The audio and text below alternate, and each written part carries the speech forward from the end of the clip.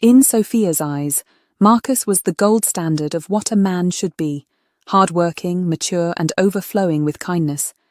He was the kind of guy who'd come home with arms full of farm-fresh bounty, not just for them, but for anyone in need around them.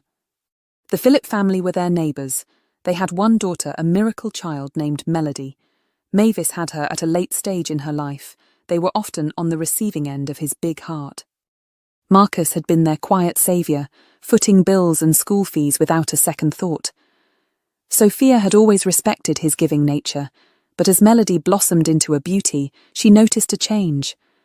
Marcus's glances, once fleeting and fatherly, now lingered a touch too long. The innocence that once coloured his generosity began to darken with something more, something that sent uneasy ripples through Sophia's heart. Every time Melody swayed by, a silent alarm rang in Sophia's mind, a prelude to a storm she hoped would never come. Time and time again, Sophia had tried to open Marcus's eyes to the unsettling truth. She had heard the sly whispers of Mavis, coaching young Melody in the art of seduction and deceit. "No worry yourself, him soon dash with that there old broom, and you'll be the new broom that him pick up. With a heart heavy with worry, Sophia relayed these ominous words to Marcus, but he shrugged them off, blinded by his own generosity, convinced he was merely being helpful. Yet Sophia's instinct screamed caution.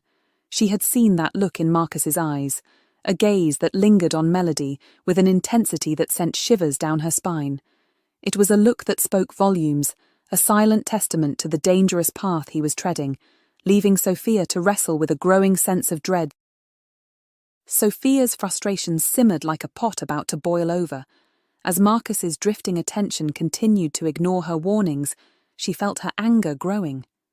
His naivety regarding Melody and the Phillips family's true intentions was infuriating. One evening, after work, Sophia decided to treat herself to dinner at a favourite restaurant, knowing Marcus would be late. As she exited the car, her keys slipped from her fingers. Before she could retrieve them, a hand beat her to it, and a voice she thought she'd never hear again sent shivers down her spine. "I'll be looking for ye." Robert's eyes locked onto hers, his gaze burning with intensity. "I heard you've immigrated to Jamaica a couple of years ago, so trust me when I say this meeting is definitely not by chance." The air was electric with unresolved tension as they stood there, the keys still clutched in Robert's hand, the past and present colliding in a way that would change everything. Sophia chose to trust Marcus, giving him the benefit of the doubt regarding his feelings for Melody. She decided to focus on nurturing their relationship and strengthening their bond. Sophia's mind wandered, finding it harder and harder to fully invest in her relationship with Marcus. As his attention was divided, with Melody consuming his thoughts 60% of the time, frustration and exhaustion crept in, suffocating her. While cleaning out her handbag, a forgotten card slipped out, revealing a phone number that made her heart skip a beat. Robert's. Memories of their encounter in Gale flooded her mind, and she couldn't deny the undeniable spark that still lingered. Her fingers trembled as she dialed the number, the digits etched in her memory like a promise of what could be. As the phone rang, Sophia's pulse quickened, her thoughts racing with possibilities. What if? What could be? The uncertainty was exhilarating, and she found herself smiling, feeling alive for the first time in months. Little did she know, this one phone call would set off a chain reaction, altering the course of her life forever. One evening, Sophia headed out to visit a sick friend.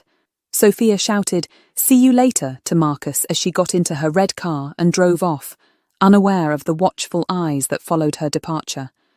Mavis's gaze lingered on Sophia's car as it disappeared into the distance.